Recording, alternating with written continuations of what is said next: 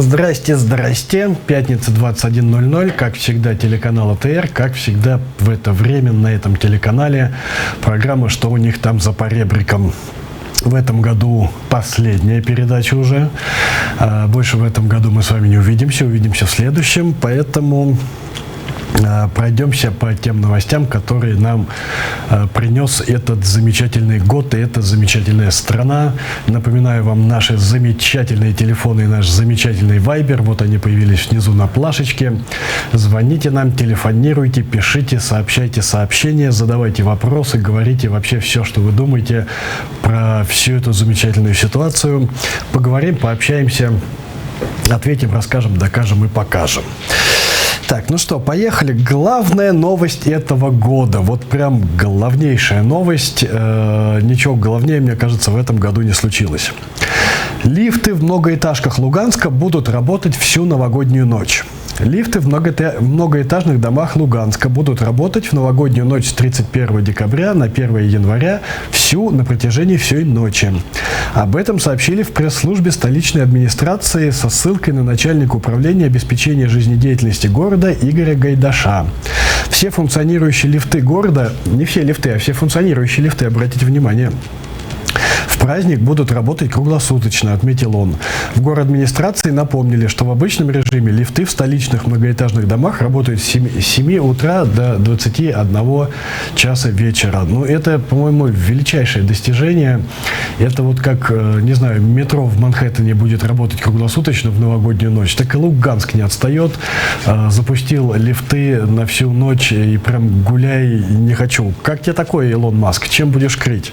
А то посылает своих драконов на космическую станцию, а тут лифты в Луганске всю ночь работают. Вот это ход. Наша любимая рубрика «Мосты», в которой можно будет уже, я думаю, подвести, наверное, итоги этого года. Во-первых, 14-й. В Буйнакске рухнул строящийся автомобильный мост через реку Ирпели-Озень. На кадрах с места происшествия видно, как строение разломилось пополам. Этот мост рухнул за сутки до ввода его в эксплуатацию. Вот строили, наконец построили. И сам он взял напополам и сломался. Никто не пострадал. Грузовик, фура многотоннажная в этом случае по мосту не ехала, упал он сам по себе. Итак, это уже 14-й мост в нашей рубрике «Мосты» с того момента, как мы начали ее вести. И сразу давайте победителя года. Это однозначный победитель года, 15-й. В Ульяновской области двое жителей распилили мост через реку Барыш и сдали в пункт приема металлолома. В деревне Пески Корсунского района Ульяновской области неизвестные разобрали и увезли пешеходный мост через реку Барыш. Ущерб от преступления составил 407 тысяч рублей. Об исчезновении моста 24 декабря в полицию сообщил замглавы администрации района. Правоохранители установили, что еще в начале декабря двое неизвестных среди бела дня бензорезом распилили металлическую конструкцию, сложили ее части в машину и отвезли в пункт приема металлолома. Личности подозреваемых установлены. Это 47-летние и 57-летние неработающие жители Корсунского района. За мост стоимостью 407 тысяч рублей они выручили и потратили 1800 рублей. Возбуждено уголовное дело. Это, по-моему, потрясающий бизнес. За полумиллионный мост выручить 50 баксов, пропить его и сесть в тюрьму. Это в хронике Сорос просто плачет от такой предпринимательской жилки. И это, безусловно, победитель, однозначно. Самое интересное в этой новости то, что распилили-то они мост 1 декабря, а заметили, что моста нет только 24-го. Ну, зачем там мосты? К тому же через реку Барыш. Наша новая рубрика «Недовывел». Протон-М недовывел на орбиту секретный российский спутник. Раз спутник секретный, значит и орбита у него теперь будет секретная. Разгонный блок БРИС-М в составе ракеты «Протон-М» недовывел на расчетную орбиту военный спутник «Космос-2533», сообщил источник в ракетно-космической отрасли. Орбита, на которую «Космос-2533» был выведен разгонным блоком ракеты-носителя, получилась несколько ниже ожидаемой.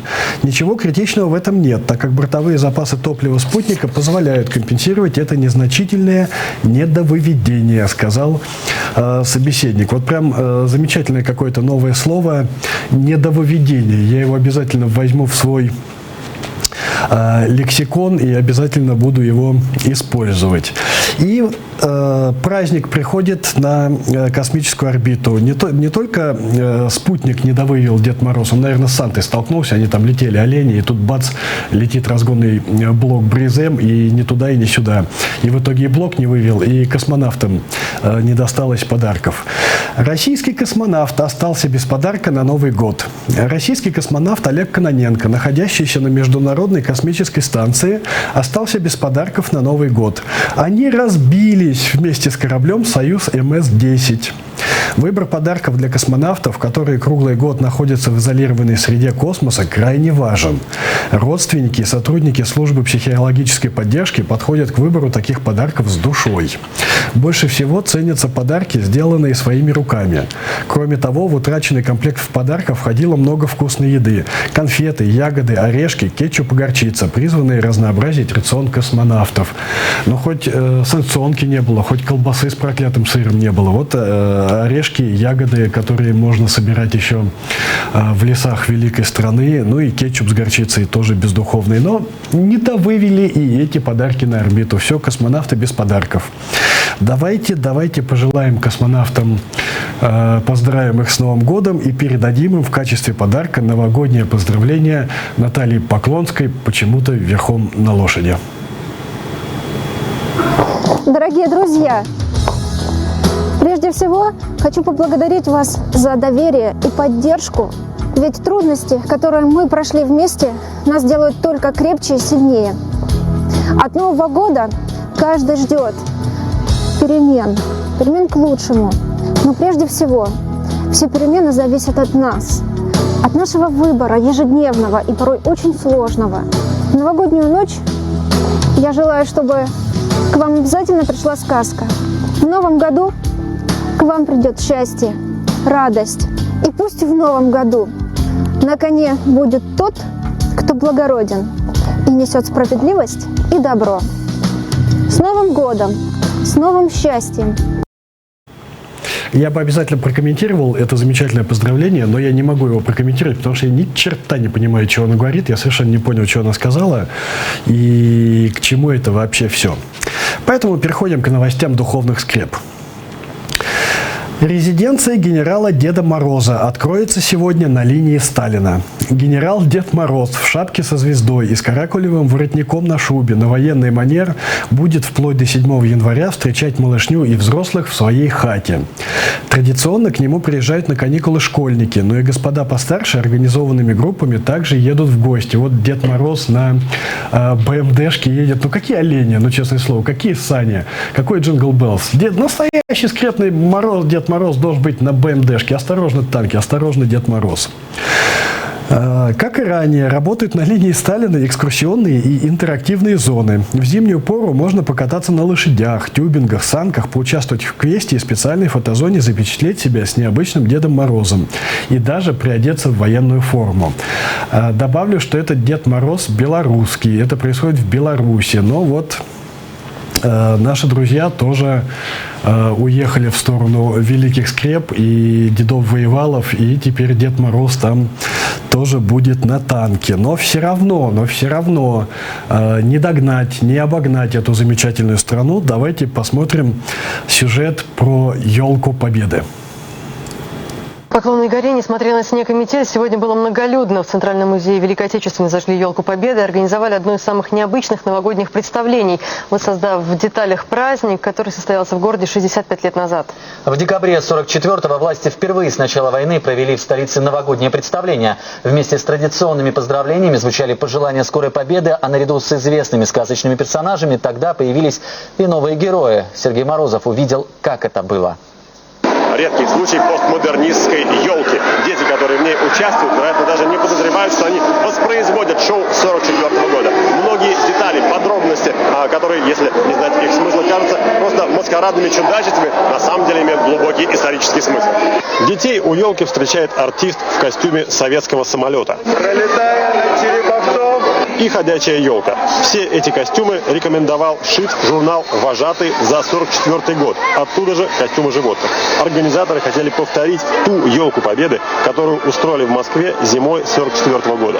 Интерьеры музея Отечественной войны идеально подошли. Как праздновали Новый год в 40-е, показывают тут же на экране. Старые игрушки сегодня вешать на елку не стали. Их поместили в витринах. Оказалось, что многие еще вешают подобные игрушки у себя дома. Коллекционер Лариса Петрикова говорит, что выпуск елочных игрушек в СССР не прекращался даже в годы войны. Развитие елочной игрушки в нашей стране пошло по уникальному пути. Ведь везде на Западе это была основная тема Рождества, а у нас этой темы не было. Остался Новый год.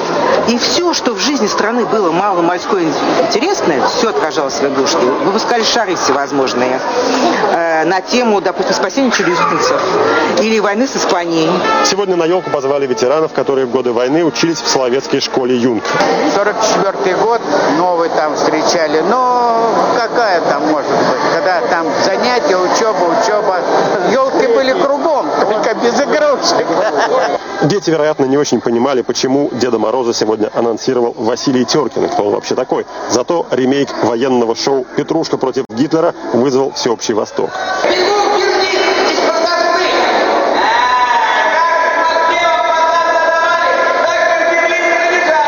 Дед Мороз и Снегурочка появились сегодня в штатском. И кроме здравого смысла в этом была историческая правда. В 1944 году Дед Мороз тоже был и тоже в обычном виде. Страна готовилась к победе и мирной жизни. Сергей Морозов, Анатолий Чернобривец, Александр Белозеров, НТВ, Москва.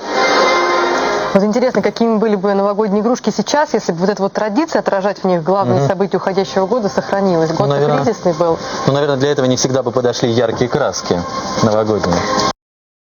Да такие же игрушки мы же видели только что. Дед Мороз на танке, Снегурочка в костюме самолета, Василий Теркин почему-то представляет Деда Мороза, бедные дети в пилотках и на лошадях.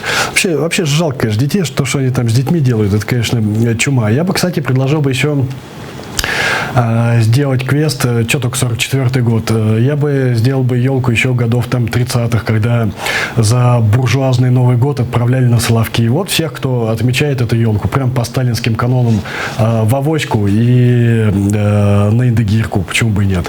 У нас есть звонок, добрый вечер, представьтесь, пожалуйста, вы в эфире, здравствуйте. Привет, Аркадий, Майстренко Виктор, хоть так до тебя дозвониться. Привет, Вить, здравствуй. Аркадий, такой вопрос-то, наверное, он больше риторический. Нас всех интересует, когда же сигнал у Путина все-таки сработает, он нападет. И, наверное, этот ответ оно не стоит. Я просто хочу воспользоваться вот таким случаем. Хочу тебя и твоих зрителей поздравить с наступающим Новым годом, пожелать нам всем мира, вот, и побыстрее Абрамса на улицах Москвы. Спасибо, Витя, спасибо за поздравления. Абрамса все ждем. Не надейся отмазаться, поедешь со мной оператором-наводчиком. В Дагестане подрались бывшие действующие руководители регионального отделения движения «Бессмертный полк». В Дагестане подрались бывшие действующие руководители «Бессмертного полка» Шамиль Хадулаев и Мухтар Амиров. Как рассказал сам Хадулаев, Амиров подкараулил его в Минпечати, напал сзади, завязалась потасовка. Их разняли. На призывы Хадулаева разобраться по-мужски Амиров не отреагировал. Мухтар Амиров возглавил региональное отделение Бессмертного полка 2 недели назад.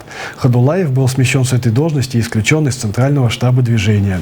Он заявил, что это месть и зачистка. Ну, все по канонам сталинским, что вы хотели там. В Тюмени отчим убил пасынка в борьбе за пульт от телевизора. Напоминаю, что у нас новости духовных скреп. Шокирующий инцидент произошел минувшей ночью в частном доме в деревне Лобаново Исетского района Тюменской области.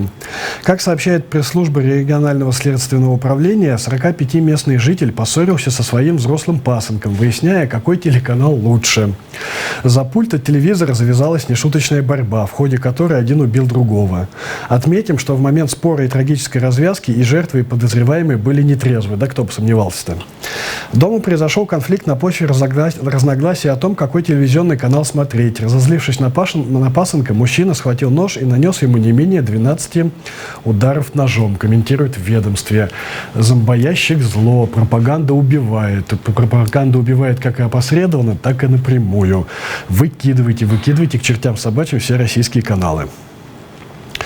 В Волгоградской области отчим до смерти избил 7-летнего пасынка за отказ колоть дрова. Как отмечают следователи, 25 декабря в хуторе Рябовском было найдено тело ребенка с черепно-мозговой травмой. По подозрению в смерти мальчика задержали его 35-летнего отчима, который раньше уже был судим за избиение другого ребенка. Он заставил пасынка колоть дрова, а когда ребенок зашел в дом, он схватил его за голову и стал бить об стену. Травмы оказались смертельными, говорится в сообщении. Ничего не могу сказать, я такие новости не могу комментировать, потому что для нормального человека комментировать тут совершенно невозможно. Повторюсь только в 100-500 раз. Берите своих детей да бегите оттуда. Зато в Сызрани местный житель с бензопилой остановил погром бара. Двоих посетителей, находящихся в сильном алкогольном опьянении, пытались выдворить из питейного заведения. В какой-то момент пара активно принимается крушить витрины бара. Мужчина при помощи спутницы сбрасывает на пол кассовые аппараты закуски, а затем переворачивает стеклянные витрины на себя. Вскоре после этого на пороге появляется неизвестный мужчина с бензопилой в руках. Он бьет дебошира строительным инструментом по голове. Однако опасный предмет не может остановить неадекватного посетителя. Он тут же нападает на владельца бензопилы, вооружившись одним из столов. Мне кажется, это не сообщение Следственного комитета, это просто тизер нового фильма Тарантино. Сюда, в этот тизер, надо добавить каких-нибудь диалогов, а ты знаешь, как в Сызрани называют четвертьфунтовый бургер? Или там, не знаю, Коля, чей это мотоцикл, Коля? Это не мотоцикл, детка, это Урал-Оппозит. Чей это Урал-Оппозит, Коля? Это Урал-Оппозит деда Василия, крошка. Кто такой дед Василий? Деда Василия больше нет. И все. И Тарантино просто горючими слезами плакал бы от этого нового триллера. У нас есть еще один звонок. Добрый вечер. Представьтесь, пожалуйста, вы в эфире. Задавайте вопрос. Здравствуйте. Здравствуйте, добрый вечер. Владимир, Харьков. Аркадий, что вы думаете о будущем Беларуси? Это первая часть. И туда же знакомые белорусы, видимо, есть у вас. Что они также думают о своем будущем? Вот. С наступающими праздниками. Спасибо. Спасибо. Я боюсь, что де-факто слияние Беларуси с Россией уже состоялось. Поглощение, в общем-то, да. Я думаю, что Беларусь будет следующим белорусским федеральным округом Российской Федерации. Эту, как я уже и говорил, эту свадьбу осталось оформить только юридически. Александр Григорьевич Лукашенко сейчас понял, до чего он довилялся, все пытался вилять туда-сюда, понял, до чего довилялся. Вот собирает теперь Совет Безопасности о том, как отстаивать свою независимость. Да, мне кажется, уже поздно. Решение по этому случаю принято. Беларусь, я думаю, будет поглощаться. Юридически это будет оформляться. Путин получит в этом случае как новое государство, как руководитель нового государства, новые возможности избираться на новый срок, и тогда для Украины все становится совсем-совсем плохо, потому что тогда эта страна будет нависать на нас практически с трех сторон. Это, если это мой пессимистичный, конечно, прогноз, но если он состоится, то большая война, тогда вероятность большой войны между Россией и Украиной я уже буду оценивать как 100%. Мужчина в костюме Человека-паука госпитализирован после прыжка в ГУМе. Искатель приключений из Беларуси, кстати говоря, переодетый в костюм Человека-паука, устроил в московском ГУМе настоящий перформанс и перепугал посетителей, занимающихся новогодним шопингом. Мужчина на глазах многочисленных покупателей торговой точки спрыгнул со 2-го этажа и жестоко поплатился своим здоровьем. Таких придурков я в своей жизни еще не видел, рассказал начальник службы безопасности Сергей Викторович. Прыжок был совершен на моих глазах. Более того, после падения молодой человек расстегнул ширинку и пытался помочиться в углу. Думаю, что он был под воздействием препаратов, потому что от него не пахло алкоголем. Ведь врачи у него диагностировали 4 перелома на 2 ногах, а он стоял, как ни в чем не бывало. Приехавшие на вызов медики решили госпитализировать Человека-паука в больницу. У него обнаружили переломы голеностопного сустава и пяточной кости на обеих ногах. Ну, что могу сказать по этому поводу? Не будьте как Человек-паук из Беларуси, друзья мои. А зато в Челябинске студенты-наркоманы вызвали полицию для защиты от глюков. В Челябинске обкурившиеся студенты вызвали полицию. Молодым людям привиделось, что неизвестные злоумышленники выбивают им входную дверь. Как сообщает агентство «Челябинск сегодня», происшествие случилось вечером 23 ноября в одном из домов в Калининском районе. В правоохранительные органы поступил звонок с сообщением о взломе квартиры. Испуганные парень и девушка, находившиеся в неадекватном состоянии, рассказали, что кто-то выбил им ломом дверь и установил видеокамеры на балконе. Никаких следов взлома стражи порядка не обнаружили. При этом в квартире оказались наркотики и поддельный паспорт. За ложный вызов полиции, а также по совокупности других правонарушений молодым людям грозит возбуждение уголовного дела. У нас есть еще один звонок. Добрый вечер. Представьте, пожалуйста, вы в прямом эфире. Здравствуйте. Еще один звонок. Добрый вечер. Представьте, пожалуйста. Алло, здравствуйте. Говорите, пожалуйста. Анатолий. Добрый вечер. Аркадий. Приветствую вас. С наступающим вас. Аркадий, вы можете мне ответить, когда эти ребята, вот этот Кравчук и попросят прощения за Крым, за то, что они подложили эту мину в 90-е годы. Вот. И вы можете сказать мне это? Спасибо за звонок. Я не совсем понял ваш вопрос. Причем здесь Кравчук и... Причем здесь эта мина и какая мина? Есть Будапештский меморандум, все стороны подписали, границы нерушимы, все, вопросов больше никаких нет. Причем здесь Кравчук, я не понимаю, Россия аннексировала часть Украины и никак иначе, никак по-другому с точки зрения международного права это не рассматривается. Давайте посмотрим, возвращаясь в Челябинск и студентов-наркоманов, давайте посмотрим на губернатора Челябинской области, который рассказывает о том, как не в Челябинске, где же, господи, в Хабаровском крае почему-то упал гигантский метеорит. ЧС, конечно, есть чем заняться, я не успеваю следить, но, насколько мне известно, обломки не найдены. Ну и возможно, что метеорит был газообразным, то есть жесткий газ, лед из газа. Вот. Газовый лед или как? Межпланетные тела. То есть возможно, что он был, структура его была не металлическая, а именно ледяной, из газа, да.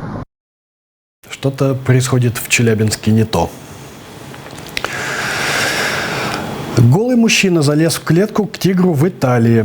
В католическую рождественскую ночь молодой человек незаконно проник на территорию цирка в итальянском городе Реджо-ди-Калабрия, разделся и залез в клетку к тигру. Неожиданного гостя тигр сильно покусал. В больницу его доставили в бессознательном состоянии. Врачам пришлось ампутировать пострадавшему мужчине руку. После того, как мужчина пришел в себя, он попытался сбежать из больницы. Медперсоналу пришлось вызвать полицию. По предварительным данным, мужчина во время инцидента в цирке был под воздействием наркотиков. Пострадавший является гражданином Грузии.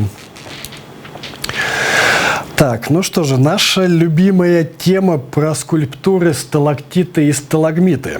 В городе Лабытнанге, что на Ямале в России, власти округа построили ледовый городок для детей изо льда с фекалиями. По словам ямальского общественника Станислава Пьяных, лед для развлечения детей был вырезан из озера, куда сливается вся канализация. Я приехал в Лабытнанге в 2002 году, и туда уже шла труба, по которой идет слив канализации, в том числе из больницы, медлаборатории и морга. Подрядчики администрации ежегодно оттуда берут лед для детского городка, потому что до чистого льда реки Ханмей далеко ездить. Но в этом году качество этого льда особенно заметно. Он желтый, в цвет нечистот, сказал правозащитник, не исключив, что такой подход может привести к болезням у детей. Просто прям какая-то неисчерпаемая тема в этой стране. Вот все крутится вокруг нее. Я не знаю, почему так происходит. Напомню, что мы новости не выдумываем, у нас все новости реальные. Зато у якутского скульптора появился конкурент. В Якутии появился еще один скульптор. Житель Горного Улуса слепил из навоза символ будущего года. Житель Шелагонского наслега Горного Улуса Аркадий Васильев слепил из навоза символ будущего года – свинью. В Якутии уже становится традицией лепить скульптуры из навоза. Якутянам уже широко известен скульптор-самоучка Михаил Бопасов из села Уолба. Якутяне, ну что вы так себя недооцениваете? Михаил Бопасов из села Уолба известен уже не только якутянам, он известен уже всему миру. Слава пришла к человеку мировая. Который ежегодно в канун Нового года изготавливает фигуры из навоза. Его работы публикуют российские и иностранные журналисты. Вот. В этом году появился еще один любитель навозного искусства – Аркадий Васильев. Он слепил фигуру символа предстоящего года – свинью. Его изображение уже активно рассылается по соцсетям. Правда, некоторые пользователи считают, что фигура больше напоминает кабана. Я тоже считаю, что эта фигура больше напоминает кабана. Причем, по-моему, кстати, получилось совсем не так уж и плохо, в отличие от Михаила Бопасова из села какого там Улуса. Здесь-то, по-моему, все-таки скульптурные данные все-таки на лицо кабана, на морду хряка. Ступени главного храма Вооруженных сил России, который строится в подмосковной Кубинке, будут отлиты из трофейной техники вермахта, сообщил в понедельник на заседании Общественного совета Минобороны России глава ведомства Сергей Шойгу. Строительство идет по плану. Неделю назад завершено возведение фундамента. Началась стадия завершения работ художников, дизайнеров вместе с нашей патриархией. И это сложная и непростая работа, потому что нам бы хотелось, чтобы каждый квадратный метр храма был символичным. Для этого мы из трофейной немецкой техники отольем его ступени, сообщил министр. Храм станет духовным, учебно-методическим и просветительским центром для военнослужащих, православных священников и граждан России. На его территории разместится выставочная экспозиция, посвященная истории становления российского государства и вооруженных сил. Я предлагаю все-таки, если в храме будут ступени, отлиты из трофейной немецкой техники, то побелку храма я предлагаю все-таки делать галоперидолом, друзья мои.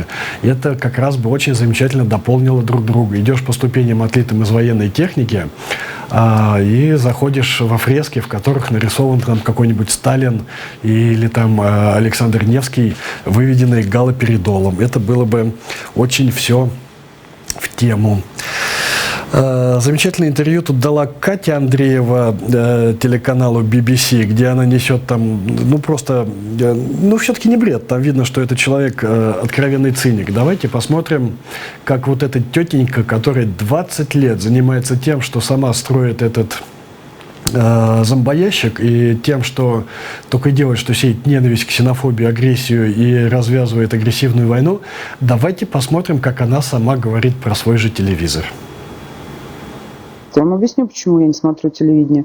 Потому что уровень агрессии, который сейчас льется с экранов, он опасен для здоровья. Я себя очень люблю для того, чтобы не давать разрушать свои нейронные связи в мозге тем, кто агрессивничает с экрана. А вы в новостях не добавляете иногда уровень агрессии? А все истории про Украину? Потому что на тот момент это была очень острая ситуация, которую нужно было освещать и показывать со всех точек зрения. Это важная политическая история. Потрясающие люди, просто потрясающие. Десятилетиями вливают своему населению прямо в мозг, минуя мыслительные центры, все вот эти вот фекалии, агрессии, ненависти, ксенофобии, а потом такие: а я не смотрю телевизор, там слишком много агрессии, я себя слишком очень люблю, и вообще у меня домик в Лондоне, я себя ценю и обожаю. Великолепные люди. Житель Ярославля переночевал в постели Петрова и Баширова. Александр Кукин, в прошлом журналист, руководитель управления массовых коммуникаций правительства Ярославской области, а ныне глава сети языковых школ, побывал на окраине Лондона и заселился в отель City Stay Hotel, именно в тот, в котором провели ночь Петров и Баширов, граждане России, которых в Великобритании подозревают в отравлении семейства Скрипалей. Почему же их подозревают, я даже не знаю. Номер действительно оказался очень дешевым, но ярославский бизнесмен назвал его крайне неуютным и тесным. Всего 12 квадратных метров с очень скромной отделкой и очень грязным санузлом. Не для Джеймсов Бондов, сделал заключение ярославец. Бедненько и грязненько. До Александра Кукина в отель пытались поселиться корреспонденты телеканала «Россия», но были отвергнуты администрацией. Не довывели. Надо было эту новость, наверное, ставить в рубрику «Не довывели». На улице в Москве насмерть замерз известный математик и почетный член ФИДЕ. В столичном районе теплый стан доставили в больницу с улицы Профсоюзной неизвестного пожилого мужчину с общим переохлаждением и обморожением конечностей. Он находился в состоянии алкогольного опьянения. Мужчину нашли и привезли в медучреждение утром 22 декабря. Несмотря на усилия врачей, днем 23 декабря он умер в реанимации. Позже полиция установила личность скончавшегося. Им оказался 80-летний Эдуард Львович Дубов, член Московского математического общества, педагог, международный шахматный арбитр и почетный член ФИДЕ. В 90-е годы Дубов возглавлял Шахматную федерацию Москвы. Ну, как я и говорил, такая страна, неизвестно откуда, с какой стороны прилетит, неизвестно, кто тебя убьет, пьяный попли въедет на Феррари в остановку, или какие-нибудь члены правительства, или вот людям просто упадешь посреди улицы, людям будет просто плевать, и они всю ночь будут ходить мимо тебя. И в конце концов замерзнешь. В Забайкалье чиновники отобрали у 13-летней сироты подаренную путевку на кремлевскую елку. В Петровске-Забайкальском местная администрация вручила 13-летней сироте путевку на кремлевскую елку, а через неделю забрала и отдала другим. Комитет образования мэрии сначала решил вручить путевку 13-летней хорошистке Анастасии Резниковой, которую воспитывает бабушка Евгения. Как рассказала опекунша, когда чиновники забрали путевку, девочка 3 дня не могла прийти в себя. Это была ее последняя возможность посетить такое мероприятие из-за ограничения по возрасту.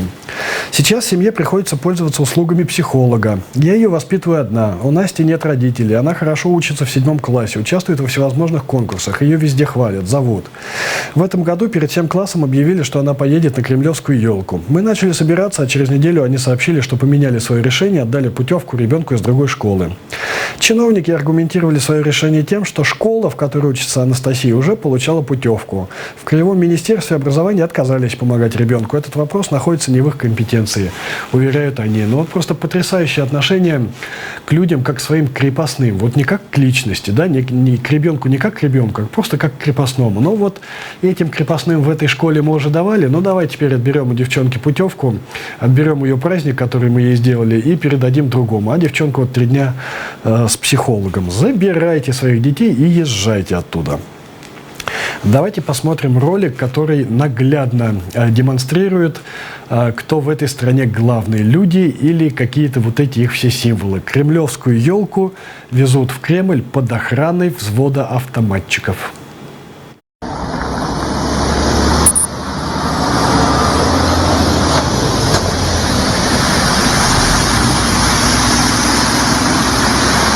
Вот это сопровождение. Как полиция, как президента сопровождает.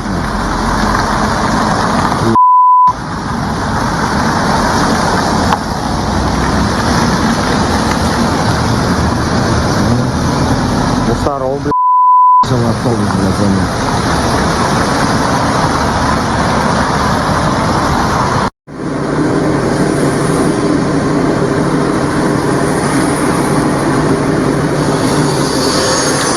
Елку в Кремль повезли, вы прикиньте, Ярославку перекрыли. А я думаю, что тут за видали, что творится, Это елку так везут в Кремль, а мы тут о зарплате какой-то мечтаем. Пионеры, идите к черту. Не для вас они растили эту елочку, не для вас они ее срубали. В Кремль они захотели на елку. И что? Разбежались. Дети чиновников отдохнули в Турции вместо сирот. В Клинцах разразился скандал из-за того, что в марте 2018 года 50 детей за счет Международного благотворительного фонда помощи детям с тяжелыми заболеваниями и находящимся в тяжелой жизненной ситуации бесплатно съездили на отдых в турецкий город-побратим Демре. Как выяснилось, большинство из них оказались детьми местных чиновников, депутатов и работников правоохранительной системы. Прокуратура провела проверку и подтвердила, что власти скрыли информацию об акции фонда для нуждающихся детей.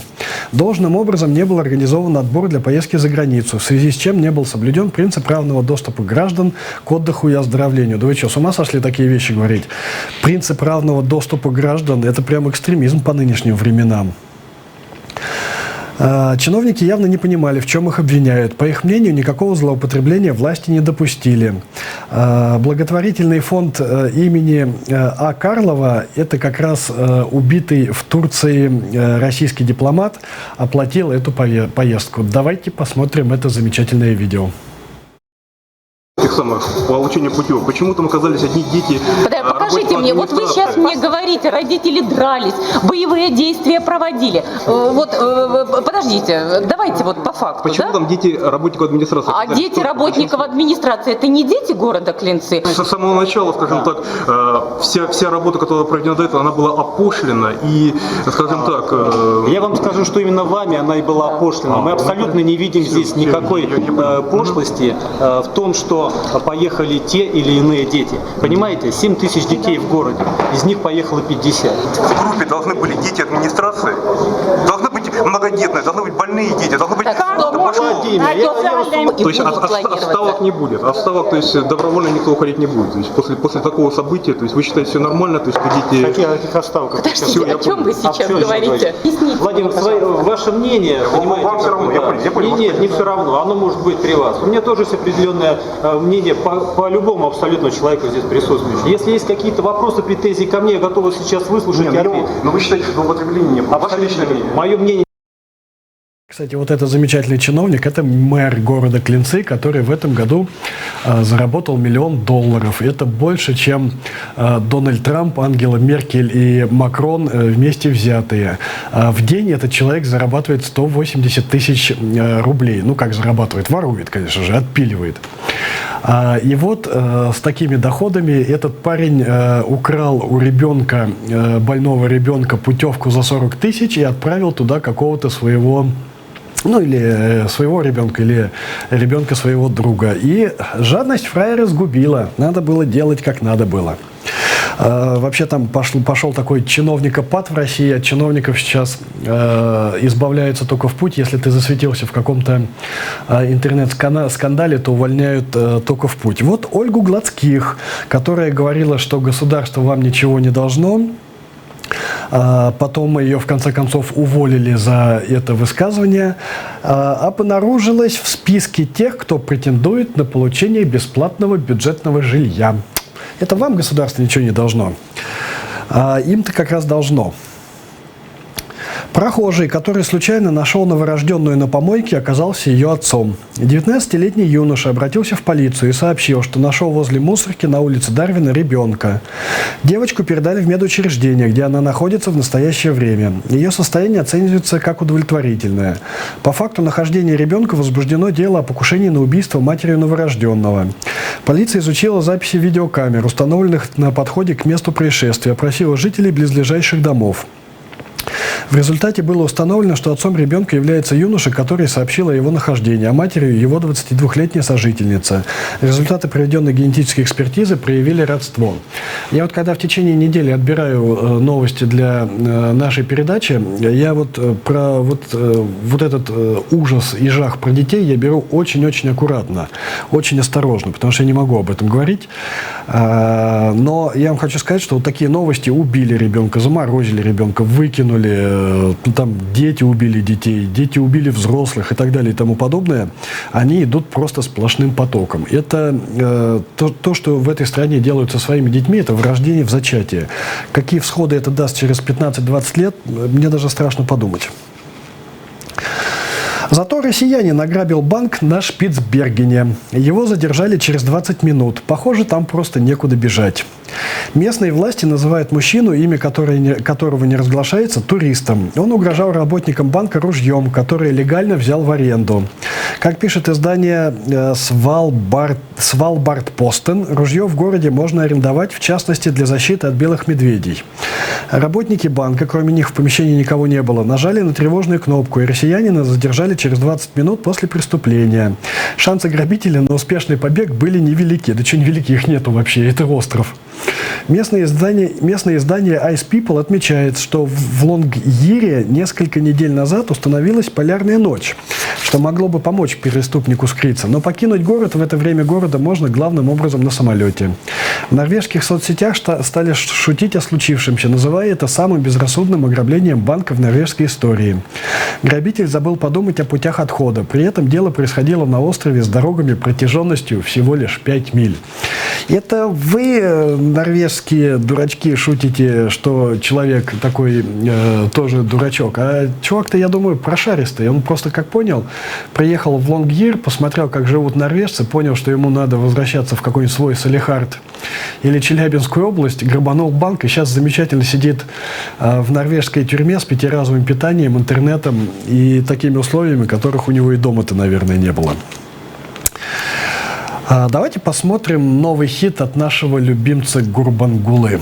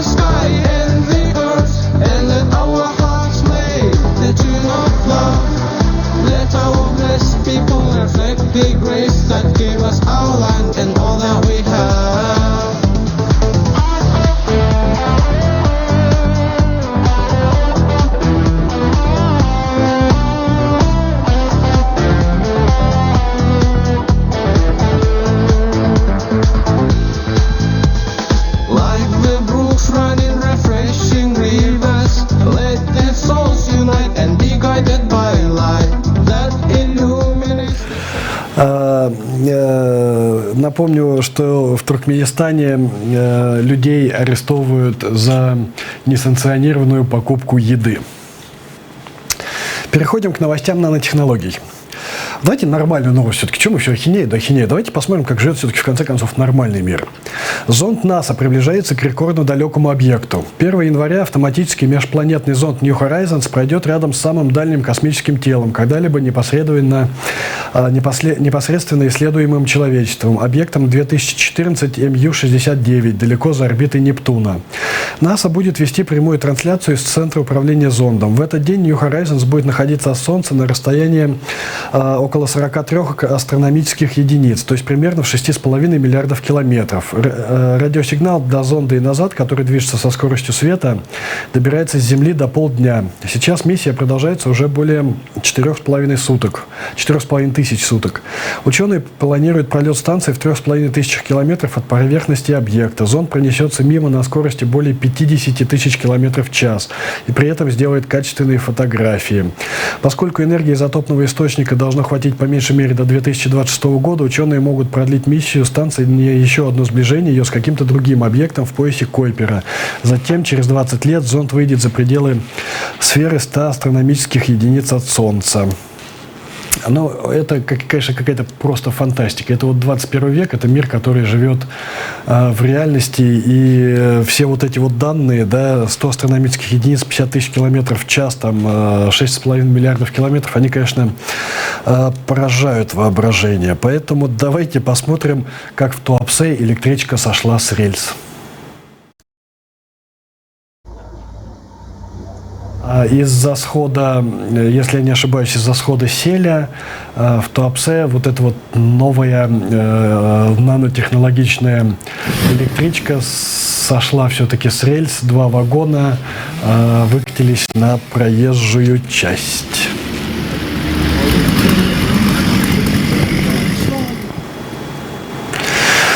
Минобороны РФ не отстает от НАСА и заявила об успешном испытании гиперзвукового комплекса «Авангард». Министерство обороны Российской Федерации в среду 26 декабря заявило об успешном испытании ракетного комплекса «Авангард» с гиперзвуковым планирующим крылатым боевым блоком. Пуск был проведен боевым расчетом по условной цели на полигоне Кура в Камчатском крае. Ракета на гиперзвуковой скорости поразила условную цель на боевом поле полигона. Президент Владимир Путин считает, что система «Авангард» неуязвима для сегодняшних и перспективных средств ПВО и ПРО вероятного противника.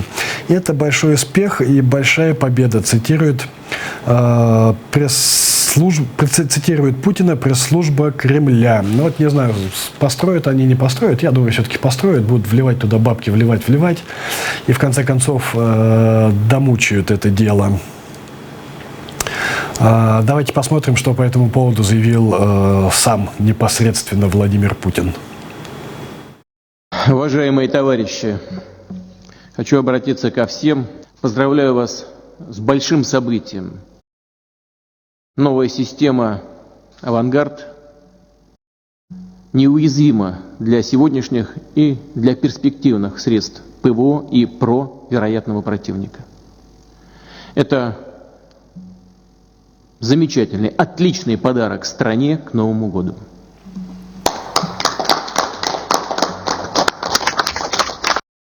Ну, Политбюро, 80-й год, реально.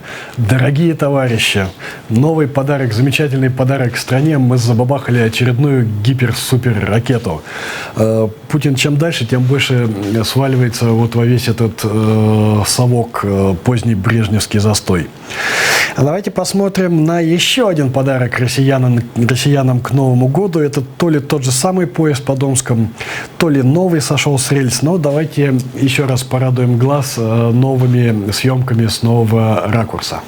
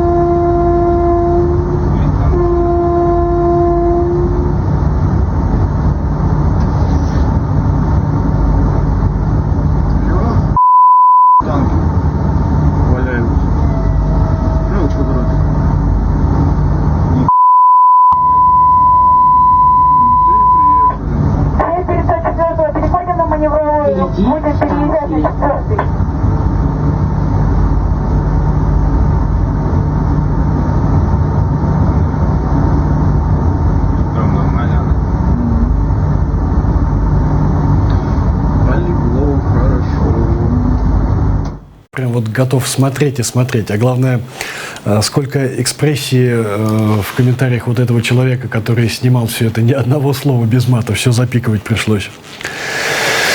Корабли Украины продолжат ходить через Керченский пролив, поскольку имеют на это все права. Об этом заявил министр обороны Украины Степан Полторак, передает пресс-служба ведомства. Мы не откажемся от нашего права свободного прохода через Керченский пролив с соблюдением всех международных норм и прав, подчеркнул Полторак. Он добавил, что впереди у Украины десятки подобных переходов. Будет и 20, и 30, и 100. И это будет всегда, потому что Азовское море – это часть Украины. Мариуполь и Бердянск – наши порты. Это часть Украины, это часть нашей экономики. И мы точно не откажемся от нашего права свободного прохода через Керченский пролив с соблюдением всех международных норм и права, акцентировал Полторак. Но вот категорически поддерживаю, просто полностью поддерживаю. Это наше море, это наши воды. Мы будем здесь ходить, мы будем здесь присутствовать. И о чем тут еще можно спорить и рассуждать, я не знаю. Вот прям просто лучи, всяческие лучи поддержки. Переходим к новостям репрессий и безудержного кутежа. На Кубани активисты арестовали на 5 суток за протест против повышения стоимости проезда. Гражданского активиста Алексея Никитина из станицы Старокарсунской арестовали на 5 суток и обязали выплатить штраф в 10 тысяч рублей за организацию участия в акции протеста против повышения стоимости проезда. Судья признал активиста виновным в нарушении части 5 статьи 20.2. Ой, 22, я уж даже забыл про нее. А ее всем выписывали на митингах, когда задерживали. И назначил штраф в размере 10 тысяч рублей. Жители Старокарсунской протестуют против поднятия цен на проезд частными перевозчиками с 35 до 58 рублей после отмены муниципальных автобусов в станицу. Жители пытались перекрыть трассу в знак протеста против роста цен. Но надо там еще мост спилить, чтобы и моста не было, и маршрутки не ходили. Зато Игорь Иванович Стрелков вышел к Министерству иностранных дел Российской Федерации с одиночным пикетом. Протестует против сдачи Южных Курил и считает, что это госизмена. Это тот самый Игорь Иванович Стрелков, Гиркин, который начал со своим отрядом, захватил первым Славянск. Вот теперь он, оказывается, по всей видимости, оппозиционер и диссидент. Идиот, прости господи. В Москве арестовали бизнесмена, продававшего несуществующие квартиры на 6-х этажах пятиэтажек. Поводом для возбуждения дела послужили заявления 2 москвичей. Потерпевшие сообщили, что заключили договор на покупку квартиры на 6-м этаже надстраиваемой пятиэтажки, но так их и не получили. Ущерб оценили в 12 миллионов рублей. Олега Дерипаску решили право на бесплатный проезд в автобусах Саяногорска. Совет депутатов Саяногорска в Хакасии во вторник лишил ряда льгот почетных граждан города, в числе которых бизнесмен Олег Дерипаска. Как пояснил замглавы Саяногорска по ЖКХ и транспорту, органы местного самоуправления, в бюджетах которых доля дотаций превышает 20%, не имеют права исполнять расходные обязательства, не связанные с исполнением муниципальных полномочий. Я бы на месте товарища Дерипаски вышел бы на одиночный пикет, как вот активист в станице Краснодарской. Что такое? Человека лишают права на бесплатный проезд. И с плакатом, и 10 тысяч штрафа еще.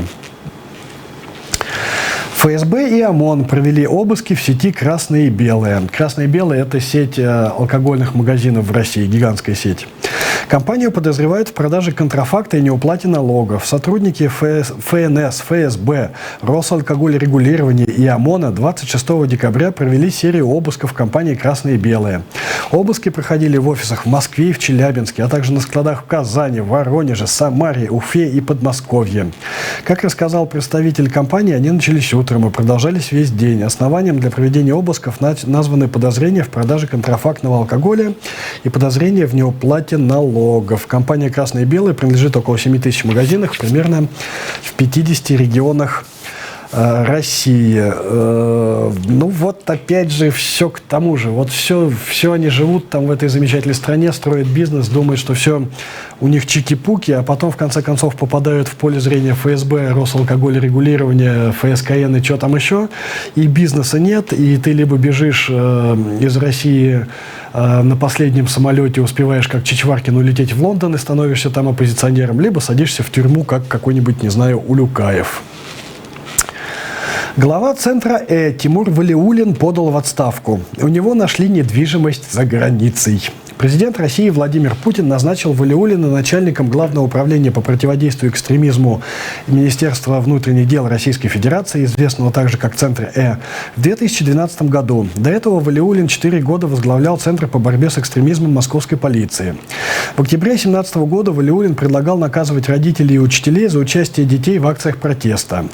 В апреле этого года Минфин США внес Валиуллина и еще более 20 россиян в санкционный список, обвинив их в участии в дестабилизирующей деятельности российского правительства. О заграничном имуществе полицейского стало известно после его бракоразводного процесса с бывшей женой Галиной Михеевой, которая также работает в московском главке МВД. Из-за имущественных тяжб между экс-супругами Михеева решила проинформировать о незадекларированной недвижимости Валиуллина руководство МВД. Михеева написала рапорт заместителю министра генерал-полковнику Михаилу Ваничкину, в котором рассказала о незадекларированном имуществе экс-супруга не только в Болгарии, но и о доме в Италии. Как же так? Главнейший борец с экстремизмом. Я его помню, он некоторое время иногда даже сам приходил на митинги, стоял там, что-то в рацию говорил. И вот этот борец с экстремизмом, борец за скрепы и духовность, оказывается, владеет квартирой в Болгарии и домом в Италии, а жена его стучит на него за это дело своему же начальнику в главке. Вот просто все в кучу. И у нас осталось совсем немного времени. Закончим мы хорошими новостями, такими прям новогодними. В Британии зоомагазинам запретили продавать котят и щенков. Новый закон, по мнению правительства, усложнит деятельность недобросовестных торговцев, которые мало заботятся о благополучии животных. И это решение, как отмечается, последовало после публичной дискуссии. Идея возымела подавляющую поддержку. Теперь в Британии желающие взять себе котенка или щенка будут обращаться непосредственно к тем, кто разводит животных или в приюты. Вот законы здорового человека. Действительно, я не понимаю, как себе покупать друзей. Дружба не продается и не покупается. И вот на этой замечательной ноте мы прощаемся с вами. Увидимся уже в следующем году, как обычно, по пятницам на телеканале АТР в 21:00. Удачных вам всех праздников, с Новым годом, с наступающим. Всего вам доброго, до свидания.